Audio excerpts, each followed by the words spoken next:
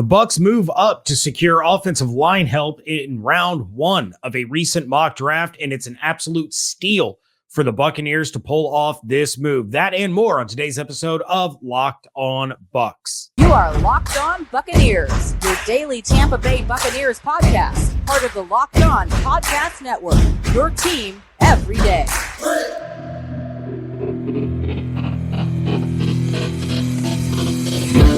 What's up, and welcome to the Locked On Bucs podcast, part of the Locked On Podcast Network, your team every day. We are your daily podcast covering the Tampa Bay Buccaneers, so please subscribe or follow for free on YouTube or wherever you listen to podcasts so you always get the latest episodes when they drop. I am James Yarcho, deputy editor of SB Nation's BucsNation.com, joined by my favorite co-host, Mr. David Harrison. You can find his work over at BucsGameDay.com, part of Sports Illustrated's Fan Nation. And of course, follow everything on Twitter at Locked On Bucs, at JYarcho_Bucs, and at DHarrison82. Thanks for making Locked On Bucs first listen or your first view every single day. A recent mock draft from Adam Murfitt of FantasyPros.com has the Bucs making a move up the draft board, but it's not for a quarterback, as some people might have speculated if we told you that. Instead, it's to protect the quarterback or quarterbacks that they already have on the roster. Adam has the Bucs trading picks number 19, number 153, and a 2024 third-round pick to the Houston Texans in order to get pick number 12 in this year's first round and select Georgia Bulldogs offensive tackle Broderick Jones. And James, considering that this basically we've been down this scenario path before, this essentially assures that Tristan Wirfs will move to the left side and give you one of the best young left tackles in the game. And this gives you a nice young right tackle to potentially become one of the best in the game. It's a fairly small price to pay when you really think about protecting the quarterback the way that the Buccaneers now can with what suddenly looks like a more better offensive line than what we saw Tom Brady playing behind last. Yeah, no doubt about it. If this was a legitimate trade offer on the table for the Buccaneers and the Houston Texans to pull off this deal, the Bucs should not only, pull the trigger or offer it or however you want to spin it, but they should also do celebratory dances as Jason Light is on speakerphone with whoever from Houston that he is talking to, because you're talking about pick 153 where, yeah, there's the chance that that player could turn into something. You're talking about a third rounder next year, which you have, if you're really that desperate for it, have plenty of time to recoup a third round pick in next year's draft. But, none of these players are a sure thing. I would say that Broderick Jones is pretty close to being a sure thing to panning out in the NFL and being, a very, very good offensive tackle for whatever team takes him. Yeah, you absolutely make this deal. I think it was kind of a great proposal and a great pick set up there by Adam over at Fantasy Pros. Because, yeah, this is while offensive tackle isn't a sexy position, this is the kind of move that can get Buccaneers fans extremely excited the way that they were when the Bucs drafted Tristan Wirfs.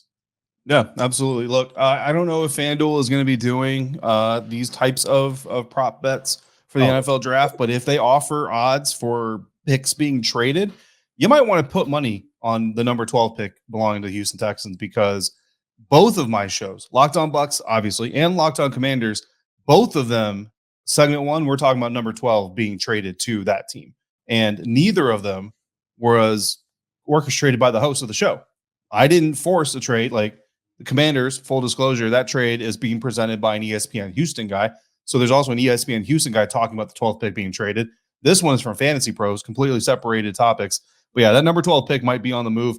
And yeah, if you can get Broderick Jones for that number 12 pick and only give up what the Buccaneers gave up here, then you absolutely do it. Now, this mock draft by Fantasy Pros was a 2-rounder. And James, in the second round, pick number 50, the Buccaneers come back and they get Michigan Wolverines cornerback DJ Turner at the number 50 position, a nickelback potential to play on the outside, I suppose, but really more of a nickelback. And I actually had a mock draft recently involving the Commanders where DJ Turner was one of the picks.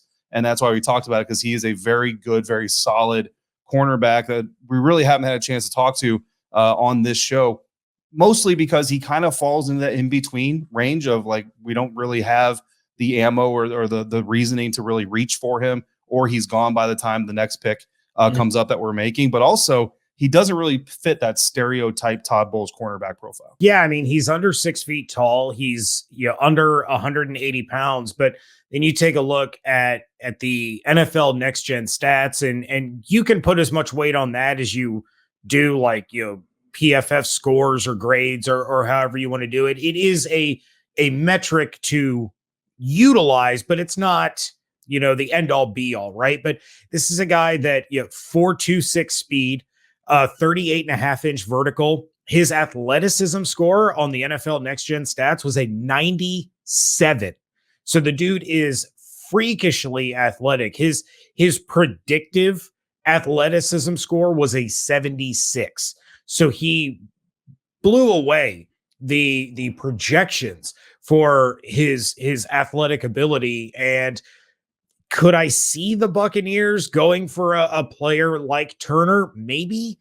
As you mentioned, he is a slot corner. That is a position they need to fill. Also, with athletic as he is, he could be semi-versatile, could be able to do some other things that Todd Bowles would want him to do in that defense. But like you mentioned, he doesn't fit that prototype, right? He's a little bit shorter, a little bit lighter, but does his athleticism more than make up for that? It's possible. I mean, there are, as far as like corners that we've seen in that range in the second round for the Buccaneers, I would say he's one of the better ones. Yeah. But I don't know. It's so tough to call, because is Bowles going to stray from what he normally does just because this guy is an athletic freak? I don't know. He's probably going to stick to the tried and true. Yeah, I mean, it's interesting, and it's kind of tricky because, like you said, it doesn't really fit the specific mold. But again, when you're looking at this defense, the Buccaneers defense, you kind of have to fill the holes that you have the best way that you possibly can. And you might have to kind of sacrifice a little bit of versatility. Now, again, DJ Turner could potentially live outside, you know what I mean? But I think the best NFL translation for him, at least in his first year or two, if not even the third year, is as a slot corner. That's just where his skill set naturally fits in an NFL defense. But when you look at the safety position that we've talked about so often, and we're going to talk about later here on today's episode even, do you want Antoine Winfield Jr. bouncing between being a nickel guy and being a free safety, or do you want to just put him in one spot and let him, for lack of a better term, let him cook where he's really kind of best at, and then bring in a young guy to kind of dedicate to that position so that you can secure up 2 spots? Because if not, you go draft a free safety. That's great, but that free safety is only getting on the field when Antoine Winfield drops down, and even still, he's not as good. So you're degrading your free safety position while you're dropping Antoine Winfield down into the box. Or you draft a guy like DJ Turner, secure the top end of your defense. If your slot guy messes up, yeah, it's bad, but you got enough people around him and behind him that it shouldn't kill you unless somebody else messes up with him. So I guess that would be kind of my justification. If I was a Bucs scout trying to convince Jason Light and Todd Bowles and Bruce Arians to take a swing on this guy, that's probably the argument that I would make. Very little return game experience. He's got like 1 kickoff return, I think, or maybe 2 in his career, but he's got that speed. And if you're not going to be like a full-time guy, then maybe we give you some burn there. Maybe we see we can't make something out of that too. And that kind of adds a little bit of value to that draft pick. Speaking of value for draft picks, this is not the first mock draft trade we're going to talk about today. In fact, we're going to talk about 3 of them. It is Mock Draft Trade Monday. But next, one of the Bucs fans, a listener, a Locked On Bucs listener, is coming up with his own mock draft trade. So we're going to get to that here next on the Locked On Bucs podcast, part of the Locked On Podcast Network, your team every day. And we're going to do that thanks to our friends over at Ultimate GM, Ultimate Football GM. You've heard us talk about this mobile game app, and if you've ever thought you'd make a good general manager, then you've got to give this game a try. I really want to get Jason Light to try this game and then come back and tell us kind of how he did. I think that would be really interesting. It's not as easy as you might think to create a dynasty on this game, but when you play Ultimate Football GM, you get to control and manage every strategic aspect of your team. And you really find out just how hard it can be sometimes to find the right quarterback, the right coaching staff, or both. Sometimes you have a really good quarterback and the coaching staff just doesn't fit, or vice versa. Personally, I like to live out my trade back approach to the draft, because if I don't have a franchise quarterback when I begin, and by the way, when you begin, you have the number 1 overall pick, and there isn't one available at the top of that draft, I stockpile picks, I move back, and I build my better roster around the quarterback I do have in preparation for the quarterback I will have And the best part is I can do it anywhere I want to. One of my kids, James, works at Chuck E. Cheese. There's very little to no signal in that parking lot, but Ultimate Football GM works. Wi-Fi, data, airplane mode, doesn't matter. So I can play it anytime I go there, and I have to wait for them to count out her drawer because that takes a really long time, apparently. Even better, Locked On Bucs listeners, you get a 100% free boost to your franchise when you use the promo code Locked On in all caps in the game store. That's Locked On in all caps. So make sure you check it out today. Download the game. Just go to ultimate-gm.com or look it up on your app store. It's ultimate-gm.com. Ultimate Football GM. Start your dynasty today.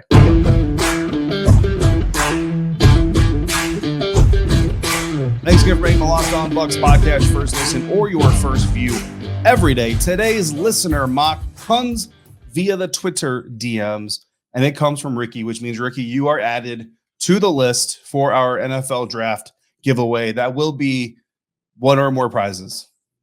TBD. There will be things given away. There will be things form of monetary value distributed to Buccaneers fans for contributing to the mock drafts. We just haven't figured it out yet, guys, but we will eventually figure it out. Either way, Ricky, you are involved in it on Twitter at Destined for Greatness. It is spelled out here on the screen. I'm not going to spell it out audibly because it's a lot of characters. But in this mock draft, James, let's start at the top here. There is a trade down. The Buccaneers traded up from FantasyPros. Here they're trading down, moving from 19 to pick number 27. The Buffalo Bills move up to the 19th overall pick. And in exchange, the Buccaneers also get pick number 59. And in the first round, they select at pick number 27, offensive tackle Darnell Wright. James, what do you think of the trade? What do you think of the pick? And do we know who the Buffalo Bills took at number 19? I don't know who the Buffalo Bills took at 19. I do like the trade. I like it a lot. You move down 8 spots. You get a guy who comes in, helps your offensive line. He's probably a day one starter. He's a guy that's been tied to the Buccaneers quite a bit recently. And, this is a team that doesn't have a 4th round pick. We've kind of harped on that all offseason long, but now you're getting an additional 2nd round pick. So you don't have a 4th, but now you got a 1, 2 2s, and a 3. I'd rather have the 2 2s than the 1 4. So I really love this move. It's simple. It's easy. Doesn't get all crazy convoluted. We're going to move back. You give us a 3rd or a 2nd rounder, and everybody walks away very, very happy. If I had to guess, I would say the Buffalo moved up for Bijan Robinson because running back is a position that the Buffalo Bills forever and always need and continue to ignore. So maybe they wanted to secure that. But no, I thought Ricky did a great job right out of the gate, helping the offensive line and picking up the additional pick. Yeah, absolutely. Given current rumors here on Sunday, April 2nd, they may be trading up for a wide receiver to replace Stephon Diggs. Stephon Diggs just likes making fun of things on Twitter and causing chaos. Moving into day 2, number 50, we get Syracuse. That's not correct. That's Illinois safety, Sidney Brown. My apologies to Illinois and to Sidney Brown. That is my fault completely. Sidney Brown, the safety out of Illinois. Look, they both wear orange. I don't know what to tell you, all right? Sidney Brown comes to the Buccaneers at pick number 50. James, you're going to love that. But he's joined by linebacker Owen Popo out of Auburn and Eli Ricks, the cornerback out of Alabama, going at number 82. That rounds out our day 2 class. So, James, starting with Sidney Brown from Syracuse, what do you think of this? What do you think of day 2 here? I misspelled Tennessee on the original slide, and we caught that. We did not catch Sidney Brown, Syracuse. And here's I created the graphic. I will own that. But James, this is your dude. Yeah, I know. How did you let me say he's from Syracuse? How do I not catch that? I think at the time, was I working on our mock draft? Like, I don't know what I was distracted by. There's a lot of multitasking happening, and look, sometimes the tip of your finger gets cut off while you're multitasking, and that's just how things work. But hey, we're all human, and I'm sure this provided some humor for our listeners and our viewers on the YouTubes. But no, again, I think Ricky continues to knock this one out of the park. You focus on the weakest part of the offense with the 1st round pick, and that is the offensive line. Then he comes back day 2, and it's defense, defense, defense. Safety, we have talked about it numerous times, is the Buccaneers' number 1 need. They need depth at corner. They need a slot corner. And then, who do you have at linebacker in case Levante or Devin goes down. And it's not like, you're drafting him just in case they go to, well, they both missed games over the course of the past couple of years. And you've had to have people step up and fill that job. Not to mention both of them are in the last year of your contract. So now you're bringing in a guy in Popo that can start to learn the defense, can fill in when necessary, but you're almost grooming your future starter. And I think, Auburn has churned out a lot of really talented defensive players. So again, I think these are three great picks. Really made the most of that additional pick that he got from Buffalo. Yeah, I agree. I almost don't want to bring this slide up again, but we're going to get to day 3 here. Let's see if I mess any of these up. We've got offensive lineman Andrew Voorhees out of USC. One of my favorite running backs in this year's class, Tajay Spears out of Tulane. We've got a BYU wide receiver. I'm sorry. Florida defensive end, Brenton Cox Jr. and Jake Haener out of Fresno State. James, thoughts on day 3? I'm a huge fan of Andrew Voorhees just because of his last name. Just like if the Buccaneers drafted Michael Mayer, I promised that I would wear a Michael Myers mask. If the Bucs draft Andrew Voorhees, I will wear a Jason mask on this podcast for that draft reaction. But no, I'm with you. Spears is one of my favorite running backs in this class as well. He's almost as good as Syracuse safety Sidney Brown's twin brother Chase. I think overall this was a really, really solid draft out of Ricky. Oh yeah, no, I totally agree. So Ricky, good job. So we get Darnell Wright in the first round. We've got Illinois safety Sidney Brown in the second round. We've got a linebacker. We got a cornerback, Eli Ricks, that we talked about recently on this program as well. We know we both really like what he presents to the team as well. Andrew Voorhees is a guy that, he kind of matches the Bucs MO, right? Injury really is kind of tanking his draft stock. We've seen the Buccaneers take chances on guys with injury histories before. Sometimes they work out really well. Sometimes they don't. Sometimes they start off to work out really well, and then other things happen and it doesn't fit. Tajay Spears at number 175 to me is probably the biggest steal of this entire class, and I really do legitimately believe that he becomes a very, very nice complement to what Rachaad White does in the backfield. Yeah, and for our audio listeners that are not looking at the now amended graphic on YouTube, the BYU wide receiver that was taken at 179 was Puka Nacua. It is actually pronounced the way that it is basically spelled there. But yeah, overall, Ricky, very well done. If the Bucs had this kind of draft, I think a lot of our listeners and viewers would end up rather happy. But let's see how happy they are, David, after you and I make a pretty bold move. We are going to do our own mock draft where we trade up and secure not one, but 2 starters in the first round of the draft. That is coming up next here on Locked On Bucs.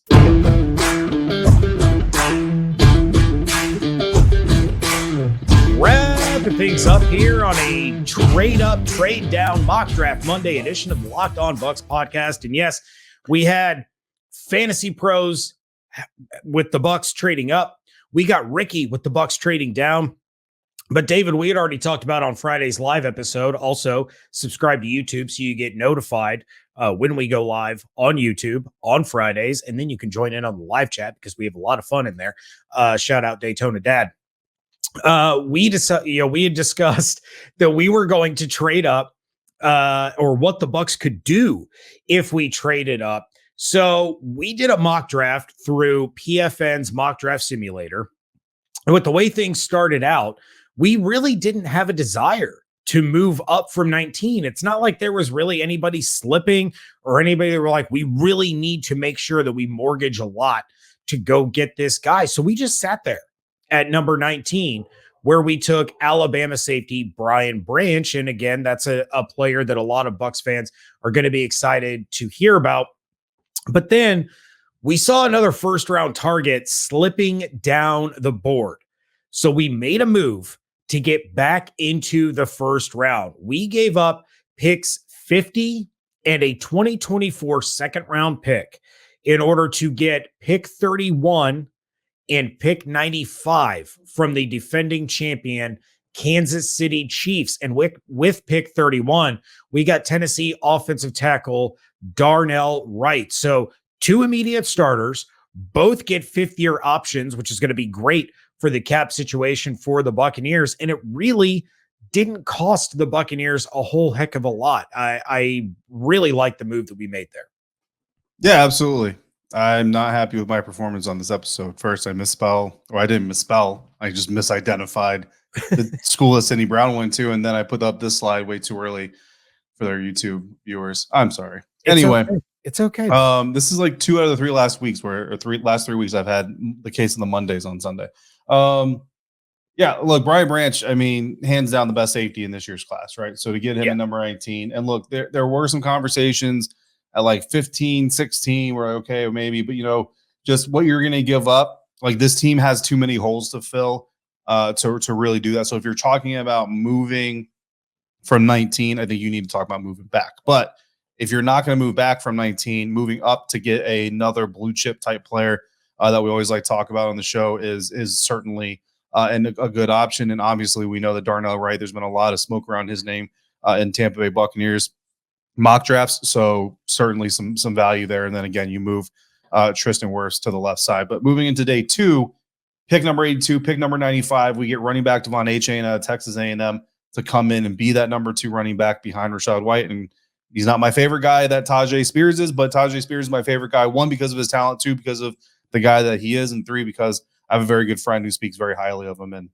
so I kind of take that word for what it's worth there. So, but Devon Achane, certainly talented in his own right. Potential to be a kickoff returner if the Buccaneers decide to try to put him out there and compete for that position. But then we also come back, pick number 95, James, and we get Joe Tippmann, offensive lineman out of Wisconsin, who has to be one of the more tougher road grader type offensive linemen at this point in the NFL draft. Yeah, and all in all, you address some needs, you address some depth, and I think that's kind of what the Buccaneers are going to be looking to do in the first 2 days of the draft. And like I mentioned, when we were talking about Ricky's mock draft, the Bucs have a first, they have a second, they have a third, they don't have a fourth. Now, what you and I created was 2 firsts, no second, 2 thirds. I mean, I personally would rather have the 2 firsts, 2 thirds than just a 1 and a 2 and 3 and no 4. You're still getting 4 picks in the first 3 or in the first 2 days. You're getting 4 picks in the top 100, and you're essentially going to end up with 2 guys that you assume are going to be day 1 starters and hopefully long-term starters. A rotational guy that is going to complement your RB1 and depth that can turn into a starter. We still don't really fully know the guard situation for the Buccaneers. Again, we assume Robert Hainsey is going to be a starting guard. You assume that Aaron Stinney is going to win that job, but what if Stinney isn't the player that he was now post-injury? You have another guy that can slide in there, and if Hainsey's a starting guard, God forbid Ryan Jensen go down. Now you have a guy that was the starting center for Wisconsin. He can step into that role. So you have versatile depth along the offensive line with a guy that can eventually become a starter. And all in all, we've gone through 3 mock drafts now, 2 where we trade up, 1 where we trade back. And all in all, I think all of them ended up being very good mock drafts for the Buccaneers. Yeah, I mean, I agree. I don't want to pat ourselves too much on the back, but I do. I think all 3 mock drafts were pretty solid in this one. 2 of those 3 are not ours, so we're more patting other people on the back than we are ourselves. And the thing with Joe Tippmann, like you said, I mean, with the guard position, you hope that Aaron Stinney can return to like Super Bowl-ish form, where he wasn't necessarily a consistent starter. Then either Hainsey is going to be a question mark. Gedeke is certainly going to be a question mark. Mm-hmm. So, Tippmann, you put him in the mix there to maybe compete for a guard spot. And then Ryan Jensen, you don't want to talk too much about it in the future, but next year he's entering the second to last year of his contract. Next year will be his contract year. And then he's a potential free agent in 2025 with an $11 million dead cap hit coming to the Buccaneers if that happens. If he leaves, that is, there's an $11 million cap hit coming in 2025 for Ryan Jensen. But again, you don't know what's going to happen there with Ryan. You don't know what's not going to happen with Ryan, but having Joe Tippmann, look, if 2025 comes, Ryan Jensen is still your center. Hopefully Joe Tippmann is an established guard on your team, and maybe with Aaron Stinney or Luke Gedeke or whoever, Robert Haynes, whoever works out there on the other side. And like you mentioned, you get a good second running back. I mean, I think you got 4 impact players here, and that's really what you want to do, is come out of rounds 1 through 4 with 4 impact players. just because 2 of them came in round 1, 2 came in round 3, it's still a successful draft. So yeah, I think it's a good one, and I think that we did a good job of staying in the realm of reality. Yeah, and I'm sure a lot of our listeners and viewers will be shocked, not surprised, shocked to know that you and I passed on Hendon Hooker in order to draft A-Chain at the running back position. Yep. Hendon Hooker ends up with the Green Bay Packers, which to me was slightly hilarious, but also a little bit heartbreaking. But you and I have been staunch supporters of Hendon Hooker in the 3rd round. We had our shot.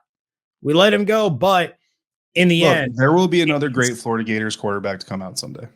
I'm going to say instead, we got a guy that will have an impact on the team in 2023 and beyond, rather than a guy that you're drafting at that number 82 spot, who is basically going to redshirt for a year and will provide absolutely no help and no impact on your team whatsoever. As much as we love Hendon Hooker, focused on guys that can help the team immediately, not a guy that could potentially, hopefully, probably become your franchise quarterback in the future. You can address quarterback next year if the Baker Trask experiment blows up in everybody's face. And, then we're talking about Caleb Williams starting around Halloween. Yeah, absolutely. Utah quarterback, Caleb Williams. All right. With that, I've made that joke twice now. I said Hendon Hooker was a Florida Gators quarterback. Yep. And you missed it. And I just said Caleb Williams was a Utah quarterback, and you missed it. Yep. Well, Syracuse fighting Illini legend, Sidney Brown. Let us know what you thought of our mock draft, of Ricky's mock draft, and of all the mock drafts discussed, the strategies discussed on this episode, of course, in the YouTube comments, as well as by emailing us at lockedonbuckspodcast@gmail.com. But with that, we are going to bid you all a fair adieu, and we want to thank you for making Locked On Bucs your first listen or view of the day. Now make your second listen Locked On NFL Scouting with the Draft Dudes. From free agency to the draft, salary cap management, and more. Join NFL experts Kyle Krabs and Joe Marino as they take you through what it's like to build a successful NFL franchise every Monday through Friday. Find Locked On NFL Scouting with the Draft Dudes wherever you get your podcasts and on YouTube. David will be back tomorrow because I have to do that hockey dad thing, but I'm sure you guys can help him out with topics, questions, ideas, thoughts, concerns, hopes, fears, dreams. Also, razzing him for the whole Syracuse thing. Do so by reaching out at lockedonbuckspodcast@gmail.com, as well as the DMs on Twitter at LockedOnBucks. Check out everything that David is doing over at BucksGameDay.com. Check out my work at BucksNation.com. Follow everything on Twitter at LockedOnBucks, at JYarcho_Bucks, and at DHarrison82. Hope you all have an absolutely outstanding day. Stay safe, stay healthy, fire the cannons. We thank you so much for joining us right here at Locked On Bucs, part of the Locked On Podcast Network, your team every day.